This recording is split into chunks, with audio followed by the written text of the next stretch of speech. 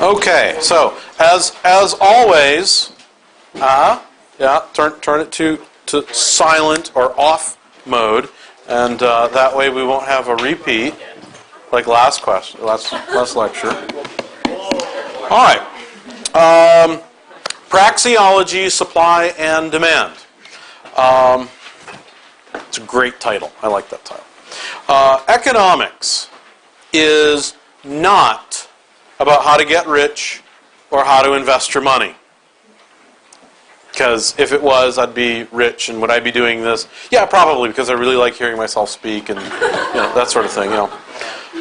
So what is economics all about? Why in the world should we be studying it? Well, what it is, it's learning to engage in problem-solving techniques to help us to understand the everyday world around us. I mean, if we look at things that concern us, like General Motors, and hey, are we in a recession, and hey, what's going on with gasoline prices, and those sorts of things. Economics helps us to understand what's going on. Now, economics is a science. It's a social science, but it's a science nonetheless. And there's a different methodology between economics and natural sciences. So, normal methodology, the scientific method,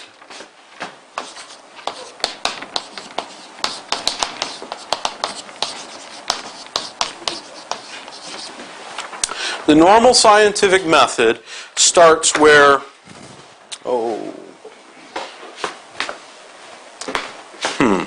I guess I can use this as a prop. Oh, this is even better. Right? Green pen?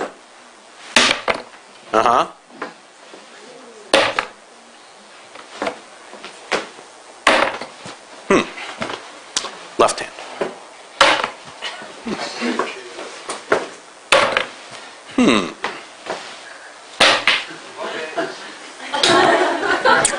Every time I let go of this pen,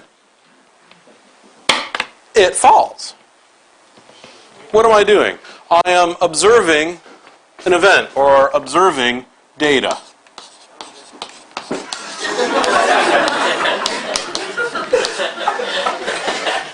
Should I drop it some more?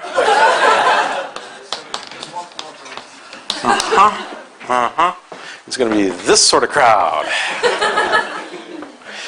So I start observing the data, I start observing the event, and I recognize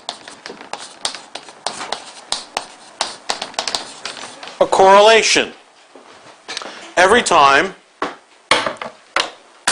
I drop the pen, it falls. So I speculate on causation.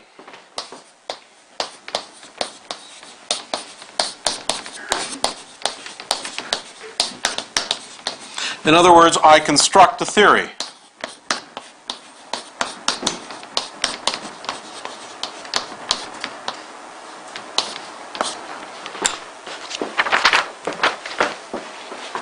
I let go of the pen, it drops. Why? So I recognize the correlation, I let go, it falls, and of course the reason why it falls is because of magnets. Big magnets are pulling the pen down, causing it to fall every time I let go of it. And so I create a hypothesis.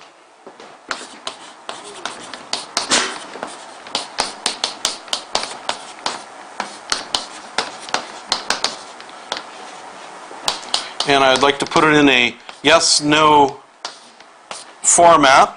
And then I'm going to do a controlled experiment. I'm going to test it.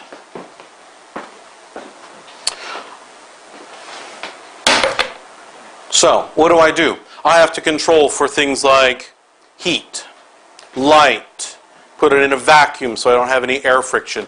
And then what do? I simply dial up the amount of magnetism and I dial down the magnetism. I want to hold everything else constant. And when we do this, we have a fancy Latin phrase for it. ceteris paribus. And what ceteris paribus is, it's a Latin phrase, it says, we're holding everything else constant. Okay? We want only the one thing that we're thinking is causing this to occur, and then we're adjusting it up and we're adjusting it down. And so, after I engage in these experiments, and I drop this pen over and over with magnetism high, magnetism low, magnetism off, what do I discover? Not magnetism. So what do I have to do? Revise my theory. And this is the scientific method. This is the scientific approach that has given us wonderful things like cell phones and cars and artificial hearts. But when we look at it from a social science perspective, and I'm looking at things like the price of gasoline, how many different things affect the price of gasoline? Uncountably many. Uncountably many. If I think that there's an increase in demand from China, that means I would have to hold everything else constant and dial up the demand and dial down the demand from China and see, aha, that's what's causing it. If I engage in this and I say, Yulia, have you ever changed your mind? Yeah. Are you the same person you were 5 years ago? No. So even if I have the same person and I ask them a series of questions like, what did you have for lunch yesterday? What did you have for lunch the day before? What do we discover? It's not the same. It's not the same. So this scientific method that has proven so very, very wonderful for us in the realm of artificial hearts and space shuttles and cell phones fails completely to work for us in the social sciences, in economics, because there are just too many things to control. And we're also assuming what it is that we should be observing. We're assuming that I know that prices are important. I can't just start without any theory whatsoever. But the bottom line is that the scientific method for the natural sciences that we see in physics that works so well for us is inadequate for us on the social sciences. So, Austrian economics is different. Austrian economics rejects the scientific method and says it is flawed. We can't learn from this. We have to find a different approach. Should we just throw up our hands and say, oh, that's it, we can't learn anything? Well, that would make this lecture really short, so no. So what approach do we use? Well, Austrians use what is called the axiomatic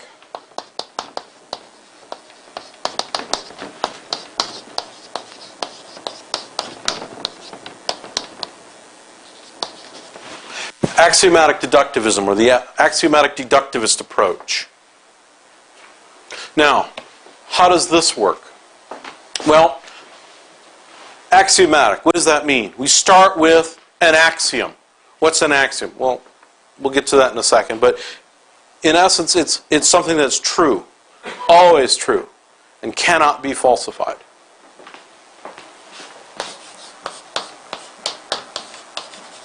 And then we use deductivism, deduction. Like what? Well,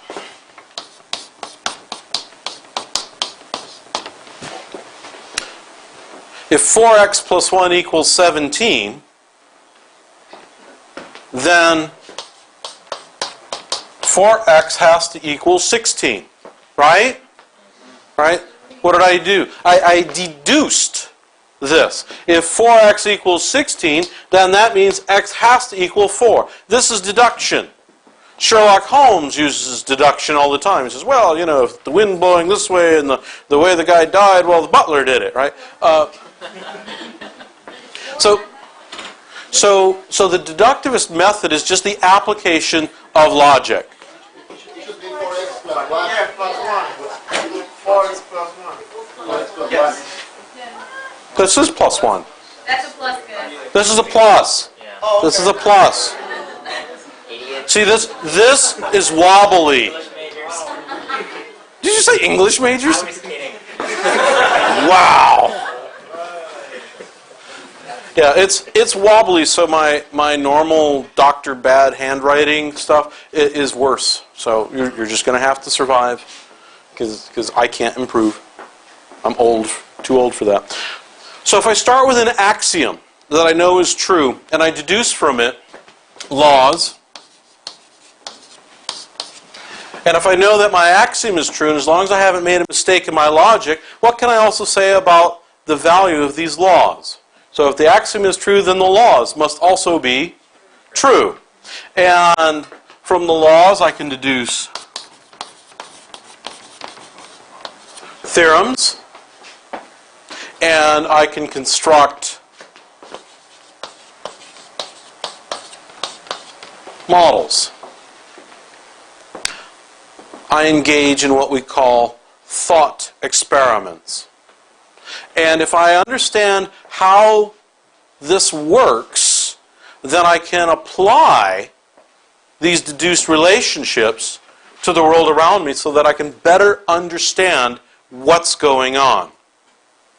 So, with these thought experiments, with these abstractions, they're used to hold everything else equal. And we're going to see that a little bit later on, exactly how we do this. But if we're trying to analyze what's going on with the price of gasoline, we can't do it by just simply observing the data and divining a theory. Because the analysis is just impossible. It's too complex. There's too many things, too much information. So, in the natural sciences, when I drop the pen, nobody asks the pen why it falls. Pen, why did you fall? Nobody cares. The pen's not going to answer. But in the social sciences, we have an advantage that they don't have in the natural sciences. We can ask the individual, why did you buy that? Why did you behave that way? We can engage in introspection. And as a result, we have an advantage that they don't have in the natural sciences. They can only observe. Does that make sense so far? Okay.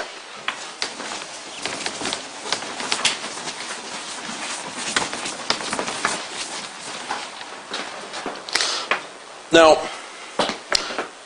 we also use methodological individualism. And I touched on this in the last lecture, but here's the formal definition.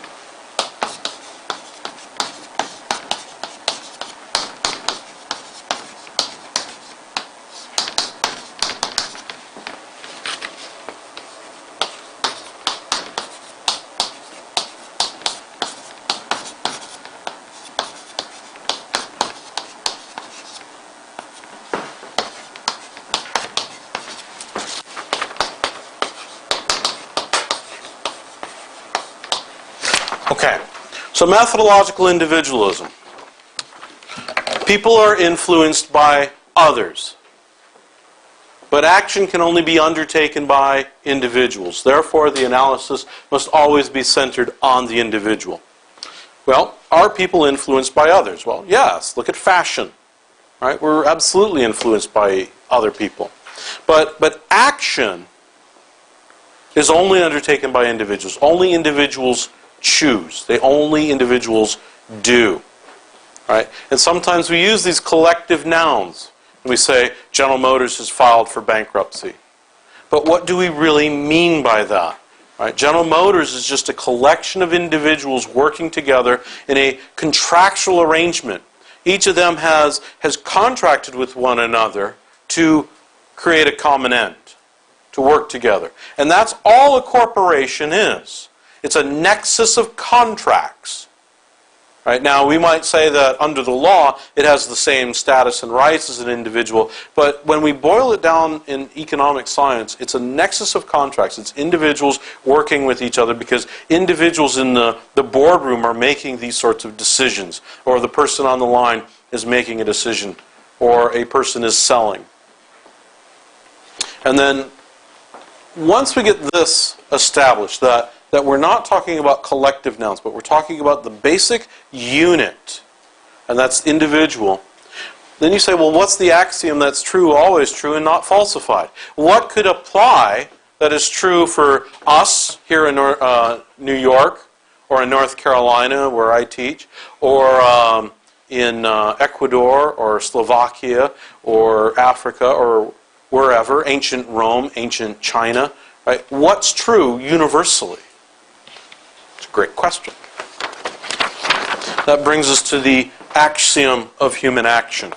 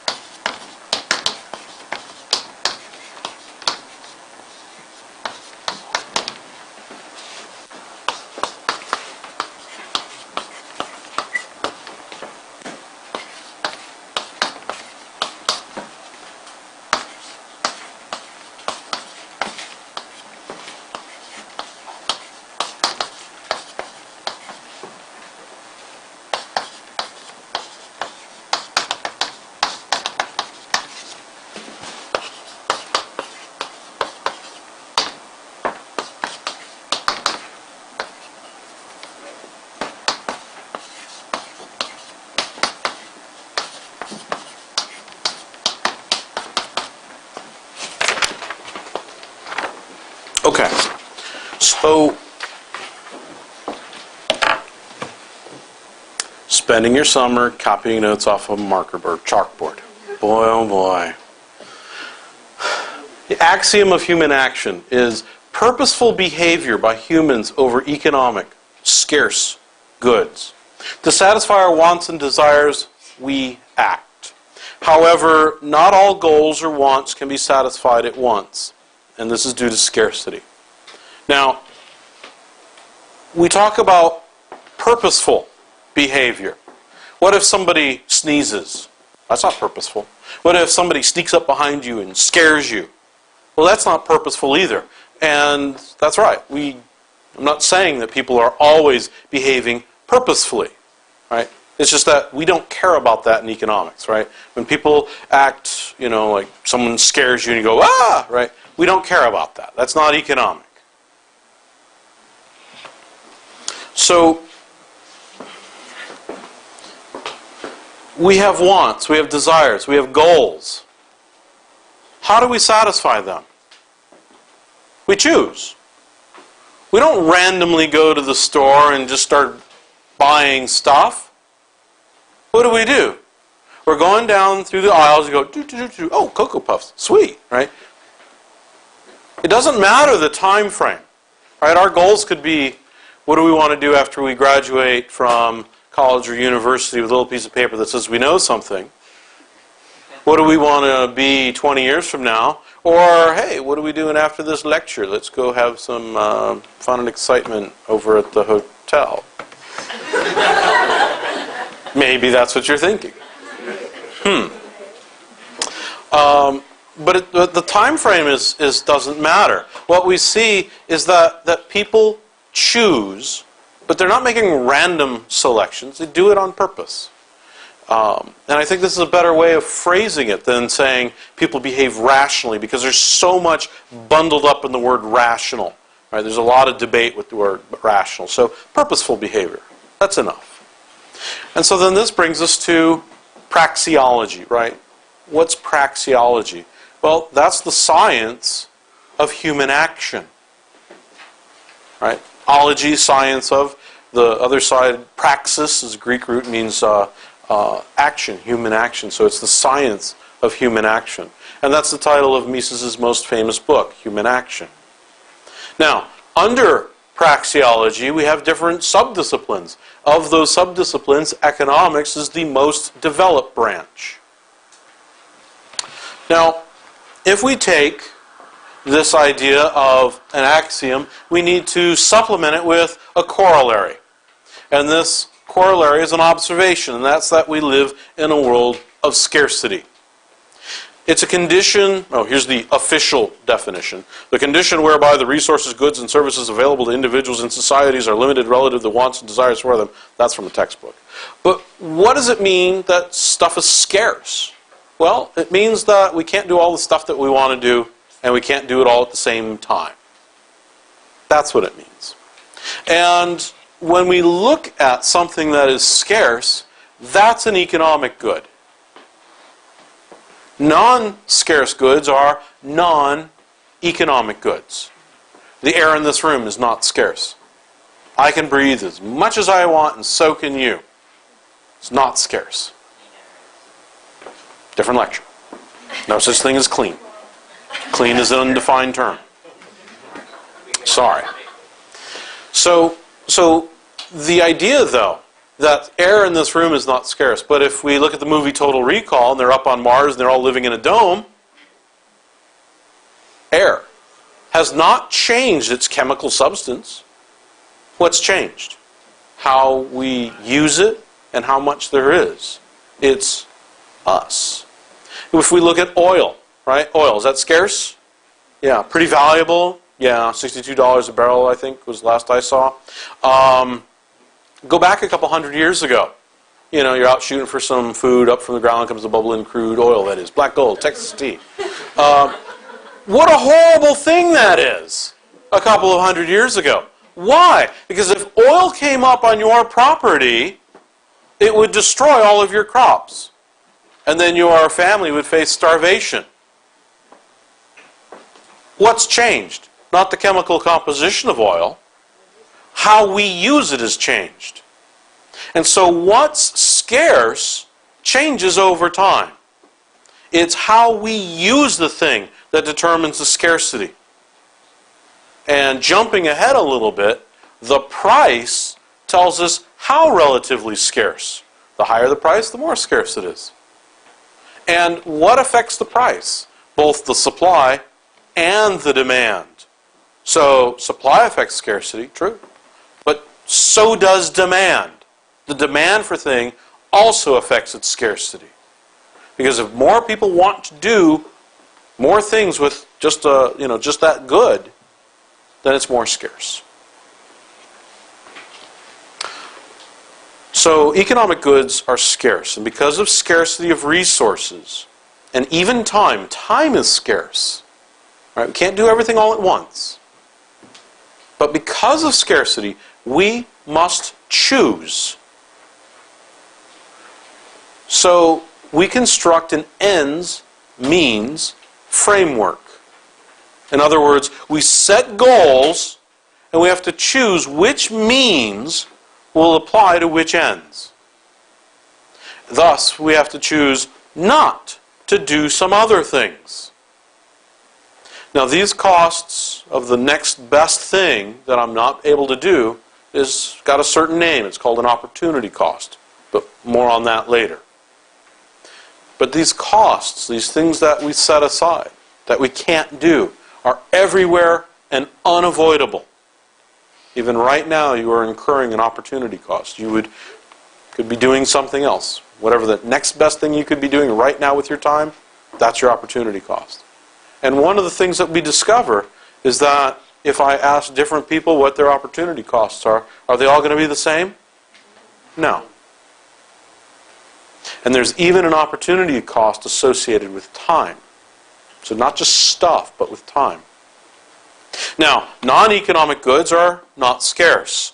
And sometimes these are referred to as free goods and services. In other words, they're goods and services that are available in sufficient amounts and provide all people all they want at zero cost. In other words, it's like going to an all-you-can-eat restaurant and eating all you can eat till you're satiated. And so can everyone else. If we can do that, then it's not scarce. Now, due to scarcity, due to the fact of scarcity, and that's not some sort of axiomatically derived thing, it's an empirical observation. I think it's so general that we'll all agree to it, but it's an empirical observation. But due to the fact of scarcity, we're not able to enjoy all the things we want. Therefore, we must choose. But how do we choose? Well, individuals create preference scales and they rank their preferences. So, let's create one.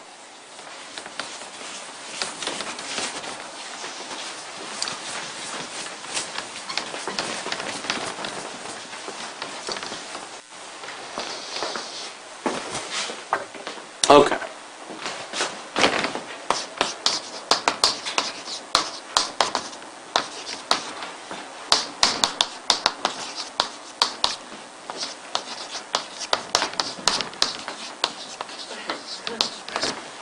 Things to do Friday. Next week Friday, because you're going to be busy, you're going to be here enjoying Freedom University. But things to do Friday next week.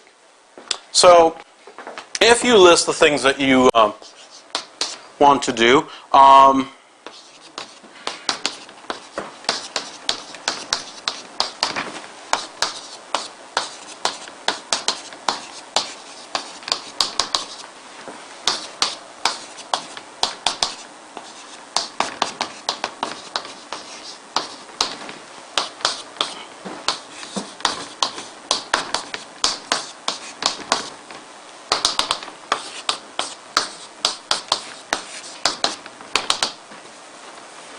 how many different things can we think of to do on Friday? Uncountably many. Right? So we could go to a concert, we could go to a movie, we could go to a friend's house, we could rent a DVD, and on the way down. Now, when I create a preference scale, I rank them. I put the thing that I want to do most on top. So A is preferred to B, B is preferred to C, C is preferred to D. And once I've written that down, it's written in stone, or chalk, and never can be changed, right? No. How often can we change our minds? All the time, right? And we could change it like this. It could be at an instant where you're like, oh, Apple Jacks. Ooh, Cocoa Puffs. Apple Jacks. Cocoa Puffs. Yeah. Now, how much do I prefer A over B? How much do I prefer A over B? I don't know. That's why I put letters over here as opposed to numbers.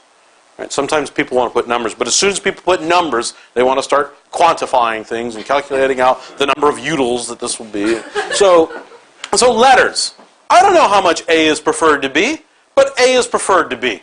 B is preferred to C. C is preferred to D. So if I can do one thing, what am I going to do? I'm going to choose A. Right? If I can do one thing, I'm going to pick the thing at the top of my preference scale. If I can do two things, what am I going to do? I'm going to pick A and B. If I can do three things, I'm not going to pick A, B, and D, will I? Why? Because C is preferred to D. Okay? C is preferred to D. Now, for this preference scale, is it going to be the same for each of us? No. How much do we value it? I don't know. All value is subjective.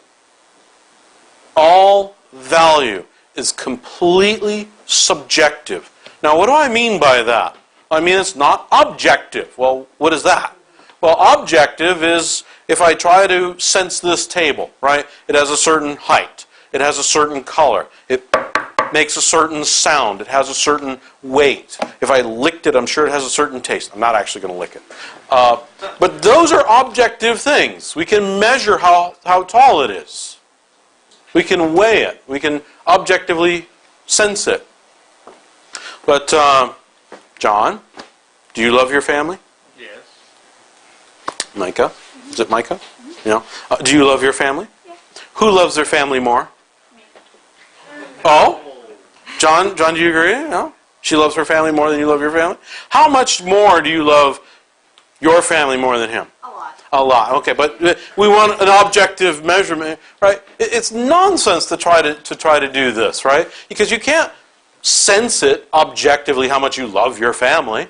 So what do? Just say, oh, it doesn't really exist. No, love really does exist. But it's just something that's subjective. It doesn't make it any less real. It certainly is real.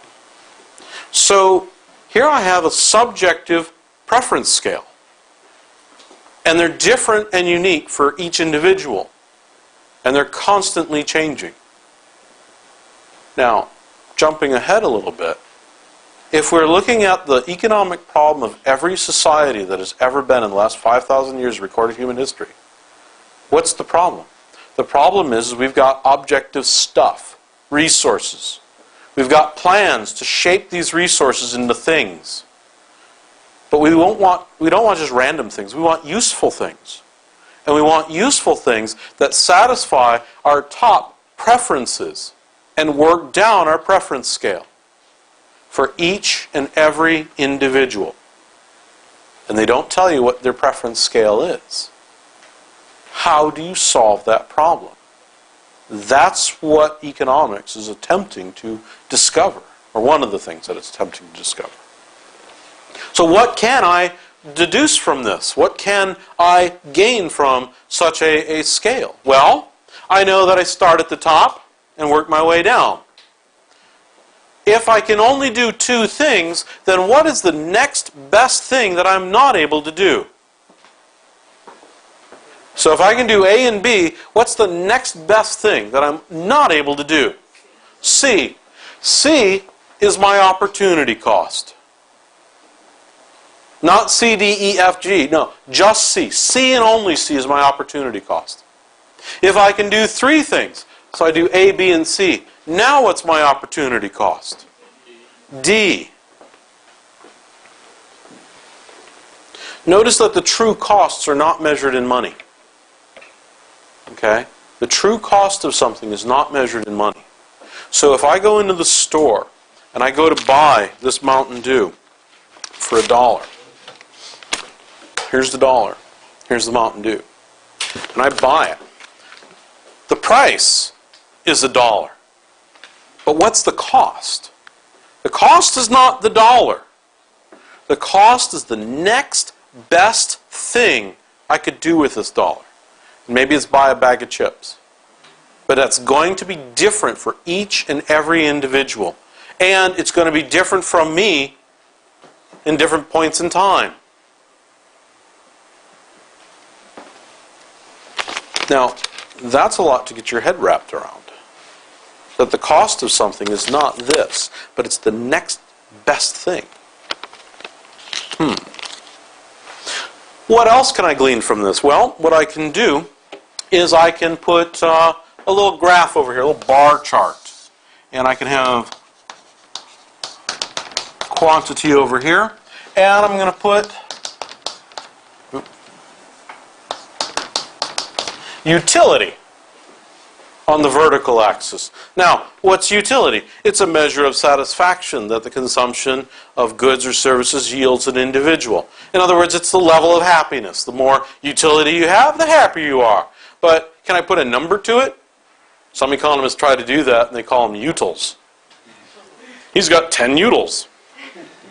What is that? I don't know. So, if I can do one thing, I'm going to do A, and it's going to give me a certain level of happiness. That much. How much is that? I don't know. It's that much. Okay? If I'm going to put B next to it, what would the height of the bar be relative to the height of bar for A? Less than. Right? It's not going to be greater than, it's not going to be equal to, it's going to be less than. Why? Because A is preferred to B. I know that. How much less than? Is it going to be a little bit, a whole lot, somewhere in between? I have no idea. That's okay. All I have to know is that A is preferred to B. And so the amount of utility that I get from B is slightly less. Or a whole lot less. It's just less. And I can do this for C, D, E, Q, and so on and so forth. So what have I deduced from this? What I have deduced is the principle of diminishing marginal utility.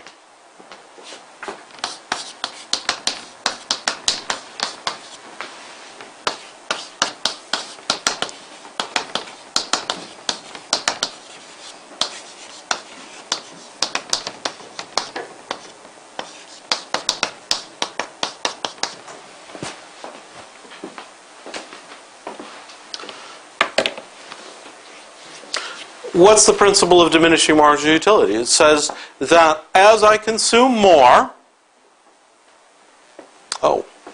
probably skipped the step because I didn't explain what marginal was. Let me do that now. As I increase quantity, what can I say about my total level of happiness, my total utility? So if I can do A, I get all of this utility. If I can do A and B, then I get all that shaded area. If I can do A, B, and C, then I get all that shaded area. So as I can do more stuff, what happens to my total level of happiness, my total level of utility? It goes up. Okay, now, nice, but economists don't really care about that. It's not so much totals or averages that concern us, but it's this. At the margin. This phrase, at the margin, and that means plus or minus 1 unit. What is the impact of an additional unit, or if we subtract a unit? And we can look at the classical economists had this problem when it comes to the water diamonds paradox. Right? If I go to the store, how much is an ounce of water going to cost me? If I go to a store, how much is an ounce of diamonds going to cost me? Right? Which one's more expensive? Diamonds, okay. But without water, what happens? I die. So which is more valuable? Jay, which is more valuable? Water or diamonds? Water, right. Yeah, never ask a girl this question. Always ask a guy. Right? They might not answer right. They might. I don't know. But that's the paradox, right? Why do diamonds command a higher price on the market when if you don't have water, you die? Okay. I got you. I know the answer. But that's the paradox, right? It's like a rhetorical question there. I'm just explaining the paradox here. But so the question is why is it that the price of diamonds is so much higher than water? Because without water, you die. Well, the answer is that we're not comparing all the diamonds in the world versus all the water in the world. Right? We're not comparing totals. It's what is the value of that next ounce of diamonds relative to what's the value of that next unit of water, that next ounce of water. And how much would you spend on that next ounce of water? Right now, right? A nickel? No. Why? Because you could just walk over there to that water cooler and pour yourself a cup. So however that walk over there is worth to you, that's how much you would be pricing it at. Right? Versus an ounce of diamonds, which are much more scarce. We make a comparison, not at the totals, but at the margin. So what's the value of the next unit? So, the question is,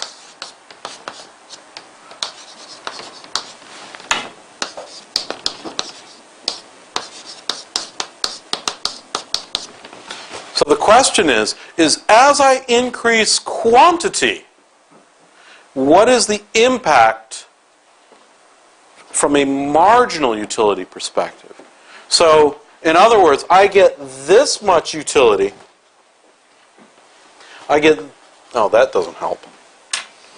Maybe there's some red chalk over here. But then it doesn't erase very well.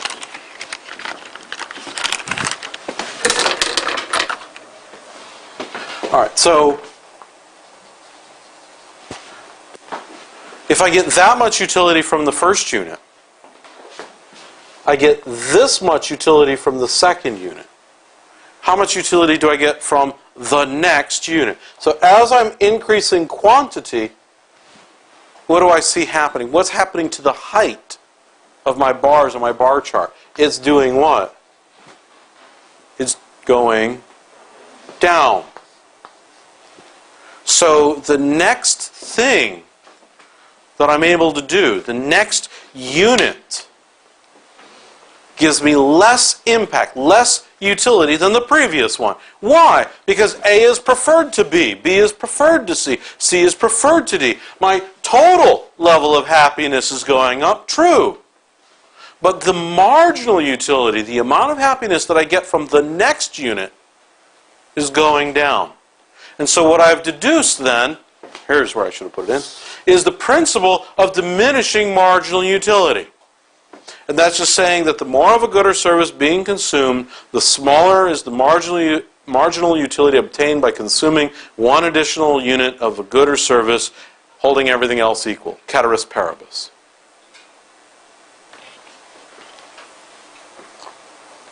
You guys see this so far? Right? So what have I done? I've started with an axiom that says people behave purposefully. We don't randomly select things, we choose on purpose. How? Well, we create a preference scale and we prefer things, A over B. And from that I'm able to deduce, yeah, it's true that as I can do more things, my total utility goes up, but also, and more importantly, my marginal utility goes down. And that gives me the principle of diminishing marginal utility. Now, can we observe utility directly? No. So we have to create a proxy for value. And thus, we use price. Okay, we have to use a proxy. So, let me clean up the board a little bit here.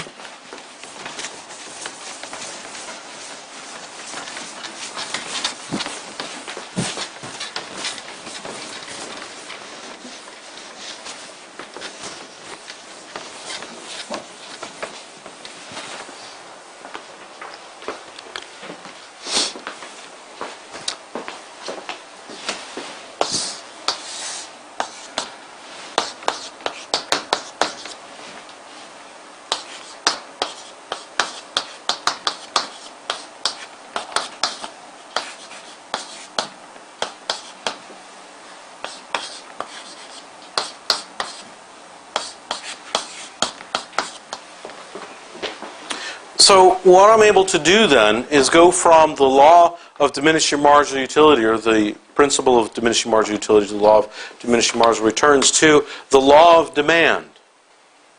Okay, so I've changed utility to price, something observable. And the law of demand, which is the price of a product or service and the amount consumers are willing and able to purchase, are inversely related. If price rises, then quantity demanded falls. If price falls, quantity demanded increases. All other things held constant. Official definition. Basically, what does it say? It says, as the price goes down, people are willing to buy more. As the price goes up, people are willing to buy less. So, I can draw this relationship, and this line, which is a graphical representation of the law of demand, is called the demand curve. Okay, it's just a graphical representation of the law of demand. What is it doing? It's showing us this inverse relationship between price and quantity demanded. Now, what's a demand curve look like?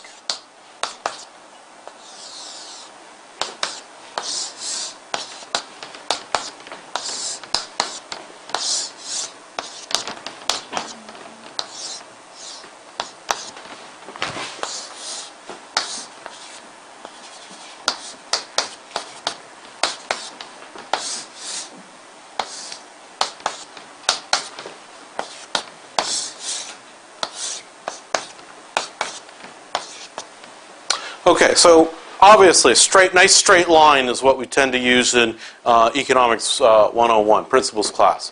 But what about these other things, one that's sort of wavy? Is that a legitimate demand curve? Well, as long as it has this relationship, yes. What about one that's sort of curvy like this one? Is that a legitimate demand curve? Yes. Okay, what about this one? It comes over here, hits a corner, goes even steeper. Is that a legitimate demand curve? Yeah, all right. How about this one? Comes down, open circle, drops down, closed circle, keeps going. Yep, that one's good too. Okay, vertical line. No. No. Absolutely no.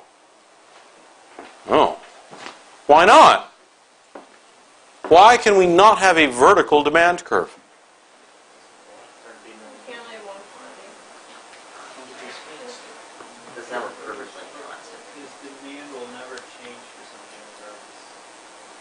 Well, let's operate in the context of what we've deduced so far. Let's operate in the context. What have we seen? Well, we've deduced the law of diminishing marginal returns. This violates the law of diminishing marginal returns. It says if the price is 50 cents, I will buy 10 units. If the price is $1, I will buy 10 units. If the price is $1 million, I will buy 10 units. If the price is $10 billion, I will buy 10 units. If it drops back down to $300, I'll still buy 10 units. Right? It violates the law of diminishing marginal returns. Okay? It's violating our preference scale. It's saying A is not preferred to B, B is not preferred to C. They're all the same. And what about this? A horizontal curve.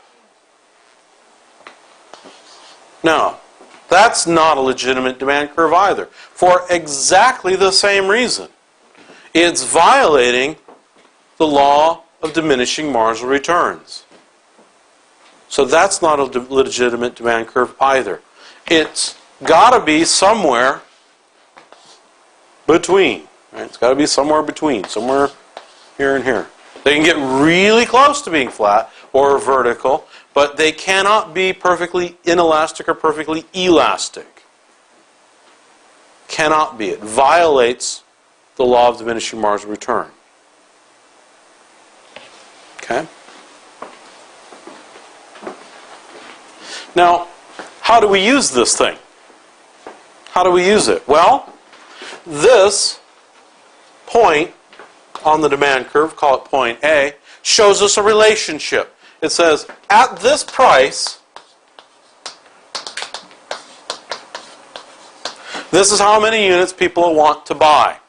So, at $5, people want to buy 10 units. Okay? It shows us this relationship between price and the amount that people want to buy, or quantity demanded. Now, what if the price changes? Can the price change? Sure. Pick another point. Price B.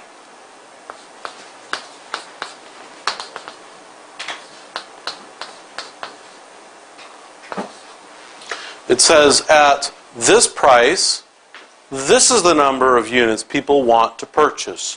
What have we done? We have moved along the demand curve.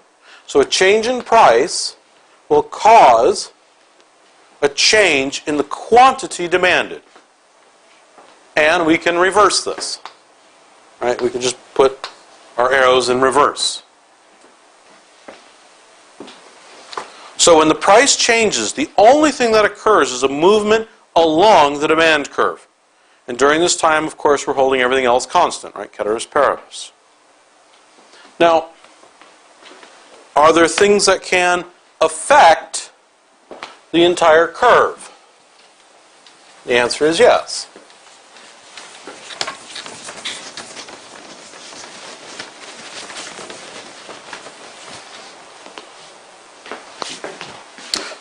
And we call these shift factors.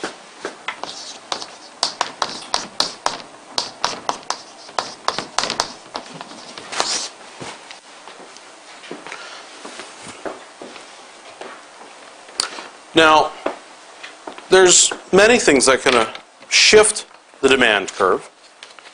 I'll give you a couple.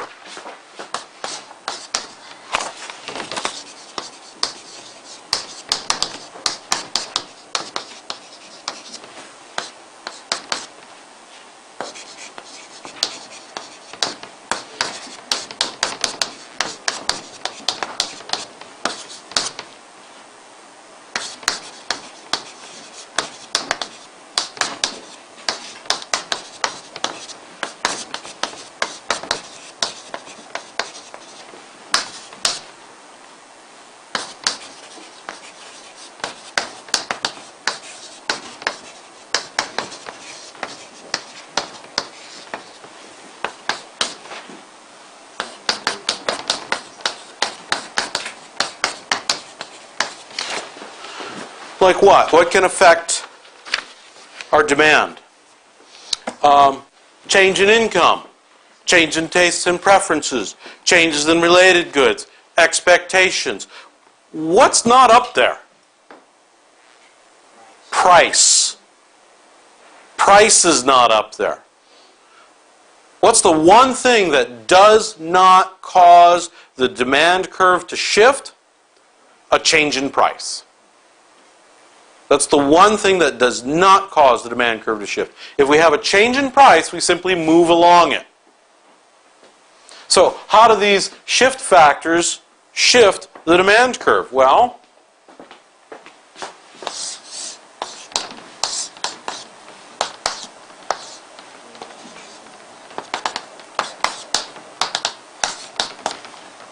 all right, change in income. Suppose this is your demand for shoes. You get a big raise. Yay! What's going to happen to your demand for shoes? It'll increase, probably. And that means for each and every price, you're willing to buy more. And this is true for a normal good. This movement to the right is an increase in demand. Demand curves and supply only move left or right. They never, ever, ever, never, ever, ever, never, ever, ever, never, ever, ever move up or down. In some books you'll see little diagonals. No! They move to the left, they move to the right. That's all they do. So if you see a textbook that's showing you a sort of a diagonal arrow, it's wrong. Just mark it wrong. Now what's an inferior good? An inferior good is where you have an increase in income and you want less.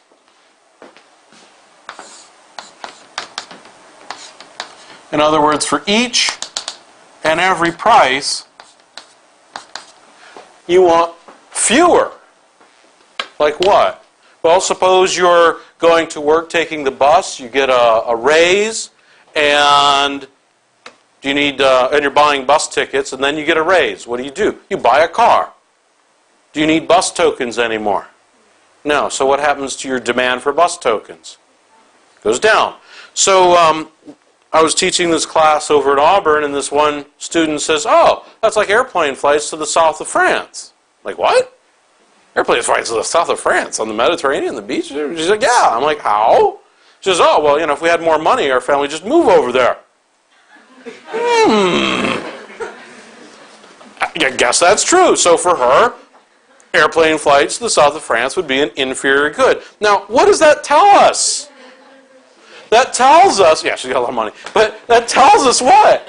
That we can't just look at a good and say, aha, that's an inferior good, or aha, that's a normal good. It's how we perceive it. So we can't just look at the good and say inferior or normal.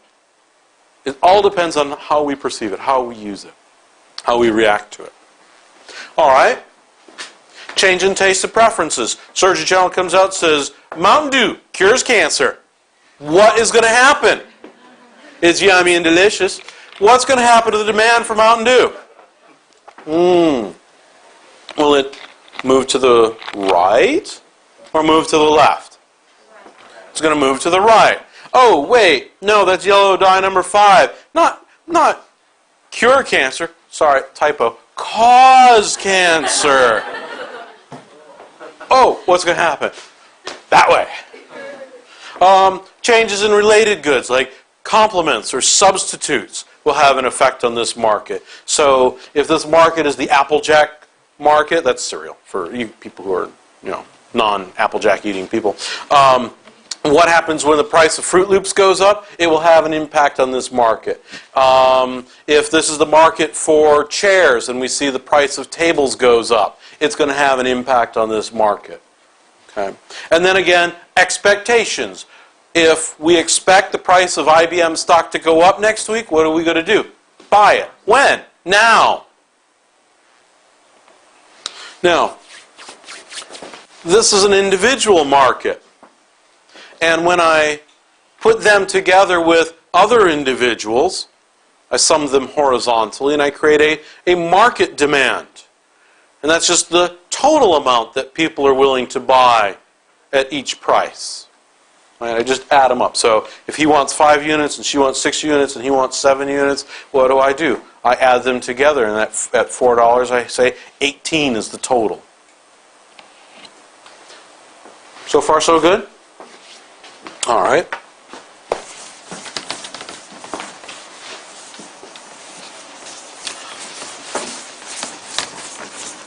So what have we done? Well, we started with an observation that we live in a world of scarcity. We have an axiom that says people do not behave randomly, but they behave purposefully. From that axiom, we are able to create and generate a preference scale. From that, we're able to generate the law of diminishing marginal returns, or the principle of diminishing marginal utility. Same thing. And from that, we're able to deduce the law of demand and create a demand curve. Okay? Change gears.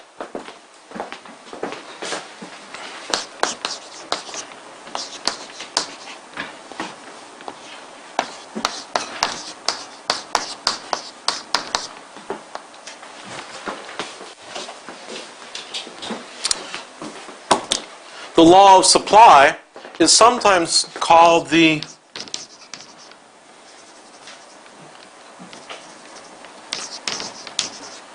law. Hold on. Work with me, chalkboard.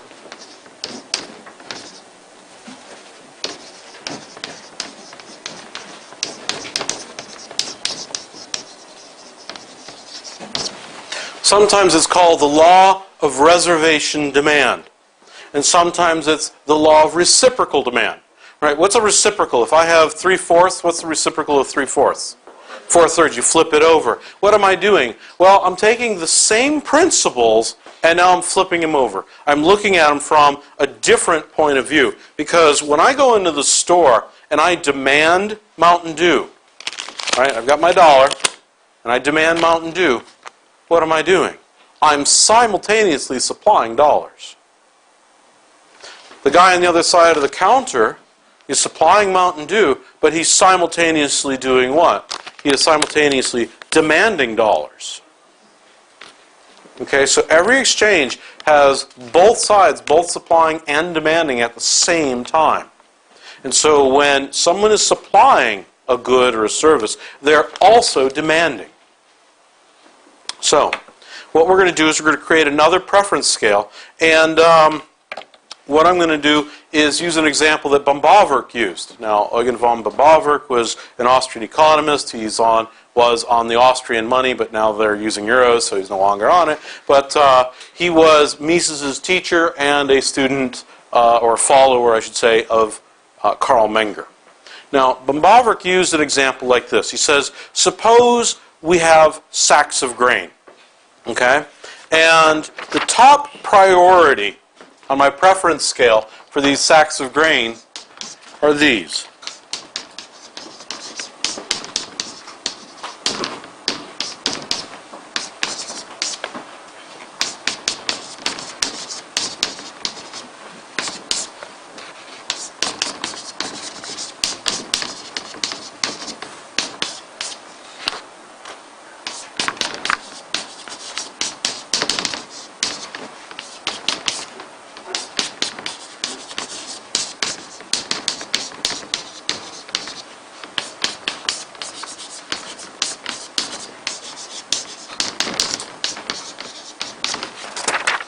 Okay, so if I have 6 sacks of grain, these are my 6 preferences that I want to use these sacks of grain for.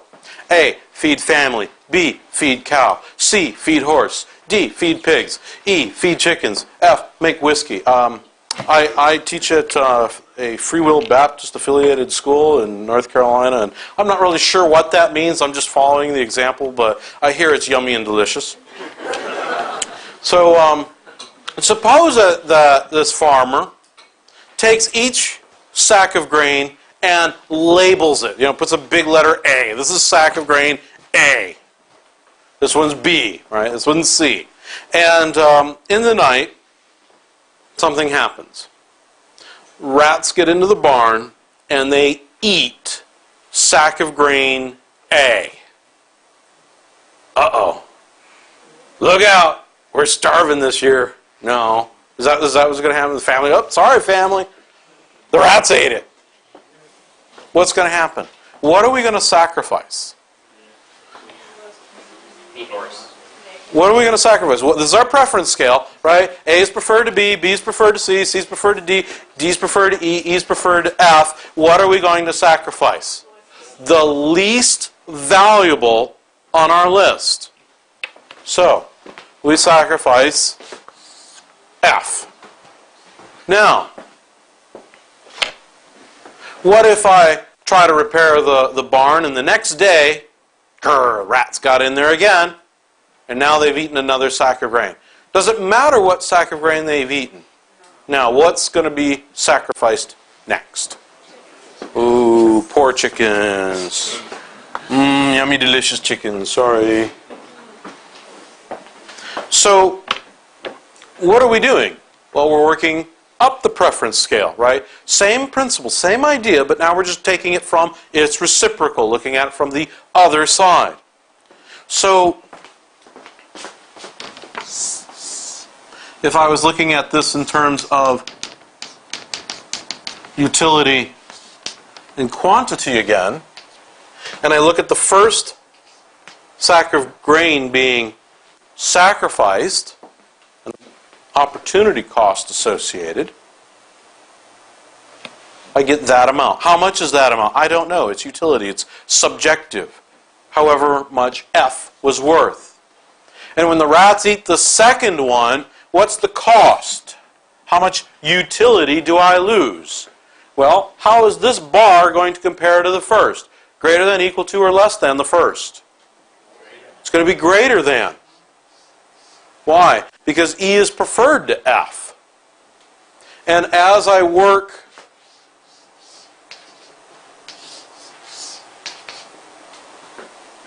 through these different things, what do I see happening? I see my bars getting larger. And again, am I concerned with total utility? No. It's the marginal that counts, right? It's the marginal that counts. And so what have I deduced?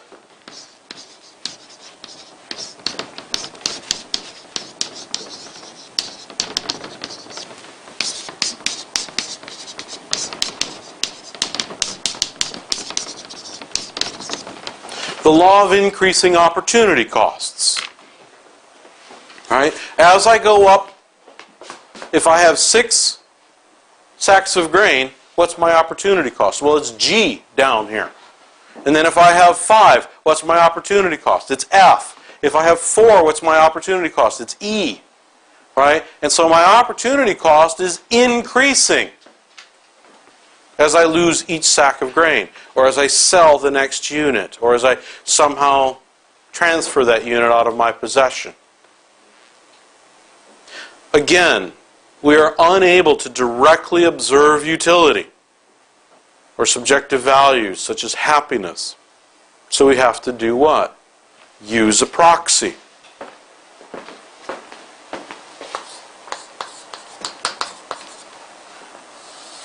And when I connect these guys up, when I use the proxy,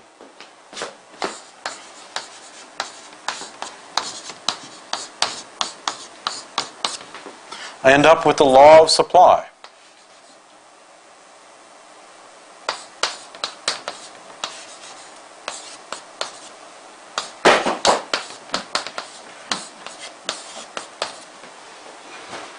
And I'm skipping a little bit here, but you know, you get the idea.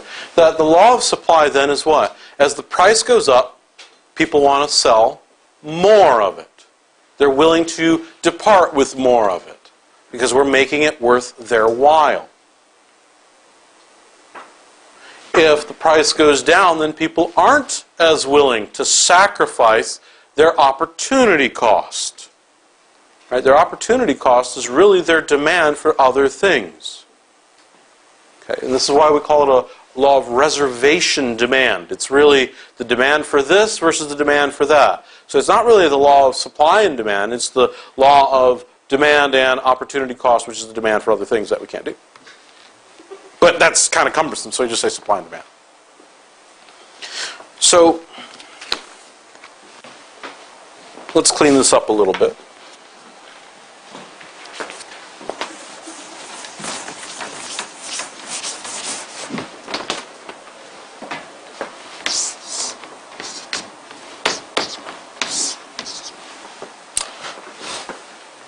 And what do we have here?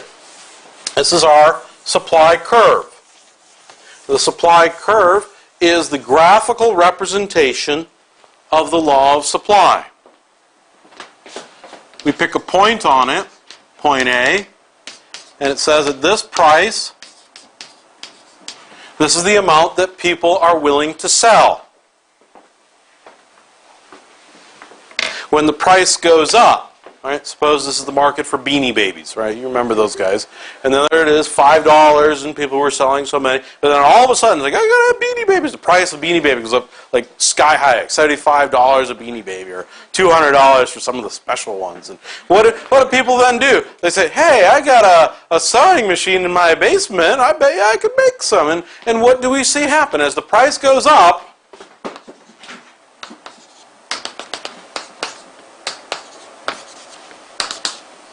we see more enter the market. People are encouraged to sell more with a higher price. We move along the supply curve. And, again, we can reverse all the arrows. So as the price goes down, people will be willing to part with less. So, what does the supply curve look like?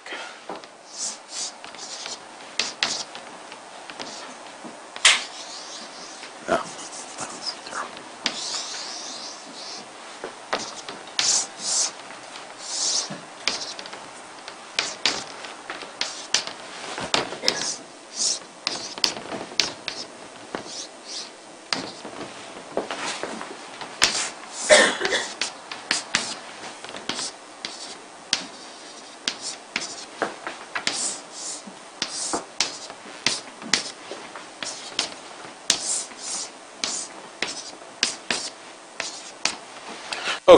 Straight line, upward sloping?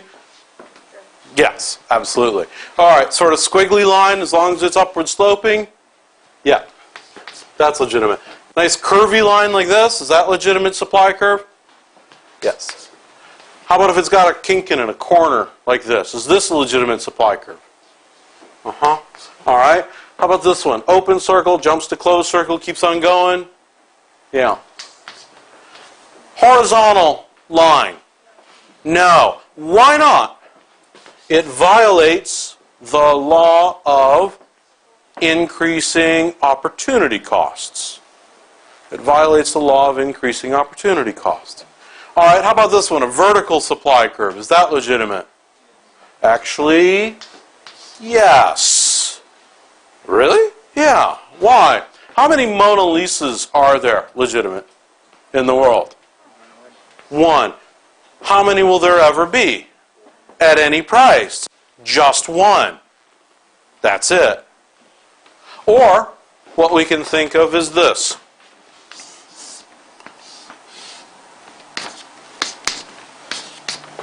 We hit some point where the factory is running 24 hours a day, 7 days a week, and that is its physical limit. That's as much as it can produce. Or we can look at things in the short run, right? We say, hey, we're having a party, we need ice, and so we run over to the gas station for some ice, and they only have 5 bags of ice. They might get some tomorrow or the next day, but right now there's just 5. So, can we have a vertical supply curve? Yes. No. Can the supply curve shift? Can it move? Absolutely.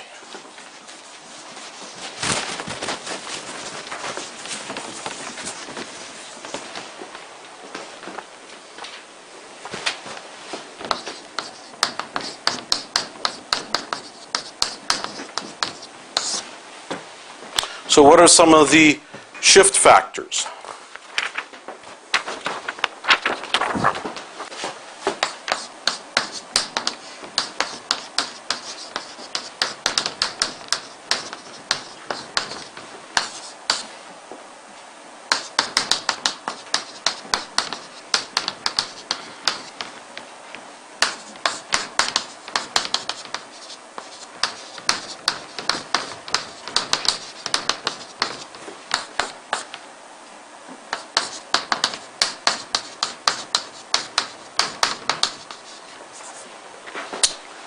It's not triangle in production, it's change in production costs. It's change in expectations.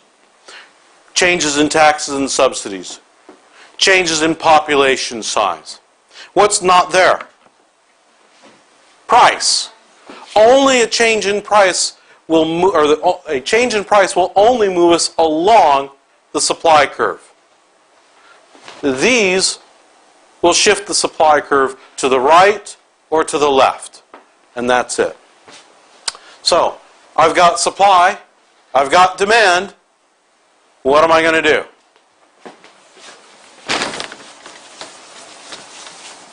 This is not a brain teaser here.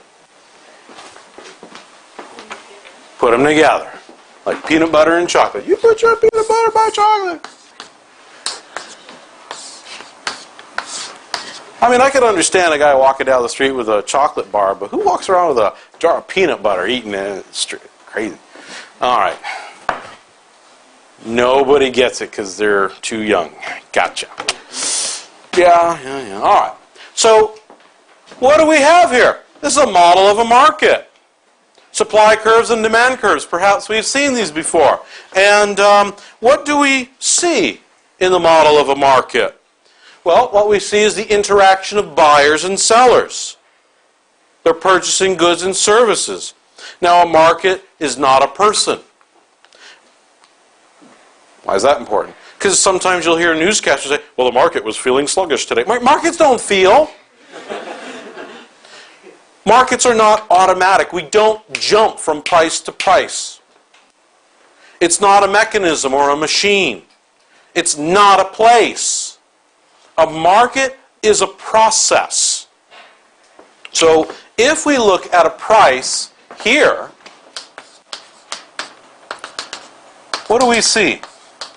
We see that the quantity demanded is greater than the quantity supplied. I'm sorry, the quantity supplied is greater than the quantity demanded. And we have a surplus.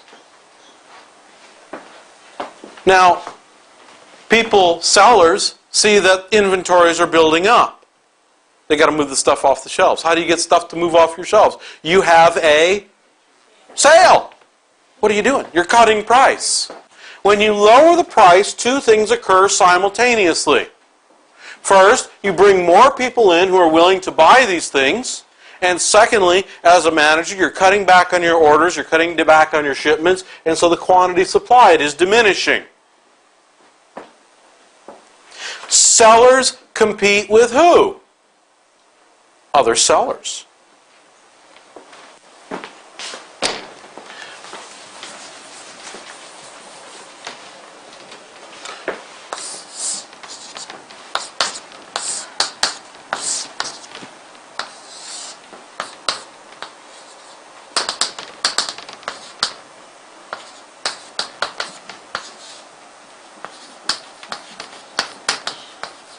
Suppose the price is down there. We see that quantity demanded is greater than quantity supplied. More people want to buy this good at that price than is being offered. We have a shortage. How do you get what you want? Just like eBay, what do? You bid the price up. When you bid the price up, two things happen. People say, maybe I don't need 12 Beanie Babies. And they cut back on how much they want to buy. And simultaneously, it encourages more people to put more on the market.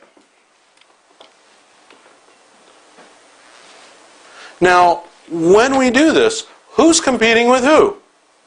Buyers are competing with buyers. Sellers compete with sellers, buyers compete with buyers. Yes? How would you explain this in terms of diminishing marginal returns and increasing opportunity cost? How would I explain it? If you analyze just one point, for example, if you analyze the point. Well, let's get to this at the end. Okay, let's get to this at the end. All right, so notice that buyers compete with buyers and sellers compete with sellers. Right? Notice who's not competing with who. Buyers do not compete with sellers. So if we're looking at a labor market, are the employees competing with employers? No. The employees, the sellers of labor, are not competing with buyers of labor, the employers. Now, if we put these arrows together, what do we see happening? We see that we're moving toward that X. That X marks a spot. Now, most people want to call that equilibrium. Right? Perhaps you've heard that term before. That's the equilibrium price, where the market clears. Quantity supplied balances with quantity demanded. But what a horrible, sterile word that is. Equilibrium. Right? Things stop in equilibrium. Frederick Bastiat had a much better phrase. He called it economic harmony. It's a harmonization. I mean, think about this now. Taste and preferences move demand curves. How often do we change our taste and preferences? All the time. Expectations change supply. How often does that move? All the time. So those curves are doing what? They're bouncing around all the time. What are we doing? We're harmonizing, adjusting based on inventories, based on prices. Do we have temporary shortages or surpluses? Chasing around that harmonization point. We're trying to align the plans of the different buyers and the different sellers. The market in equilibrium, or better, the market in harmony, is where no one buyer or seller leaves frustrated. But that's not what we actually see in the market. And in the market, do we see these things, these demand curves, these supply curves? If I asked you to graph your demand curve for shoes, could you do it? No! These don't actually exist. What? You've just been lecturing for how long and now you're telling me it doesn't exist? Yeah. What are these? These are mental tools that we use to apply to the world around us so we can better understand what's going on out there. That's what's going on. These are tools to help us better understand. There's no such thing as a demand curve for shoes. You can't graph it or try to measure elasticity of it. Right? That's just a historical incident. Now we can try to ration goods and allocate them, but if we use anything other than price, we're going to end up with higher costs like deadweight losses to society. Like what? Well, what if I impose a price floor? I end up, no, price floor. Can't go through the floor, right? Can't go through the floor. So here's $5, and I can't go below $5. The market clearing price is $4 or something lower. What do I end up with? I end up with a permanent surplus. Okay? I end up with a permanent surplus. Now, what if this is the labor market? The price of labor is, of course, wages. The supply of labor are the employees. The demand for labor is the employers. And a surplus of labor has a really fancy name that we have in economics, highly technical term called unemployment, surplus of labor. Why do we have unemployment? Because the wage is too high. Or what if I put in place a price ceiling? Right? Suppose this is the milk market. And the market clearing price is $3.50, and I say I want to place a price ceiling at $1. Jay, what do you think? Good idea, bad idea? Bad idea. Do you hate children? You hate children, don't you? Children need milk. I mean, poor little children, they need, for healthy bodies, it does a body good, strong bones, healthy teeth, shiny coat. No, that's dogs. But you hate children. I don't care what you say. I'm passing this law that places a price ceiling at $1. Well, what's the effect of this? Shortage. Now, does this mean that there's no milk out there? There's some milk out there. And how much are some people willing to pay for this? If only there was a relationship that would say how much. That's the demand curve. Some people would be willing to pay $10 because they have little children who need milk. So what happens? I go to the store, I buy up all the milk, and I'm standing there in the parking lot selling milk for $10 a piece. Now, I pass a law against that too. So what happens? We end up with less milk for all the people out there. And then what happens? That demand doesn't go away. People are able to buy milk for $1 and then sell it where? On the black market. That's what? That's pure profit. You're going to have milk dealers on street corners saying, what you want, what you want? I got your 2% here, got your half and half here.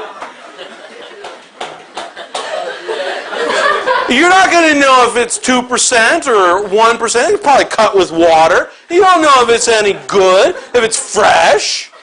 And then you have milk dealers saying, hey, that other criminal just stole all my illegal milk, Mr. Policeman, go get it. No, how do you protect your illegal milk? You hire muscle, and then you have milk gangs like Al Capone. But the bottom line is that the but the market doesn't care what market this is, if it's for milk or cocaine. The laws of supply and demand apply equally, regardless. Just because this is about the study of choice doesn't mean people will choose well. Okay? But what these do is they give us tools so that we can better understand the world around us and analyze and engage in problem solving. And if we're able to do this, that makes us more valuable as employees, as managers, better problem solvers, and more valuable as workers, and thus get higher wages. Now, if you look at your little books over there, in my for further readings, I've got a whole lot more stuff on, not like this second, just listen. I've got a whole lot of readings on the praxeology side. Okay?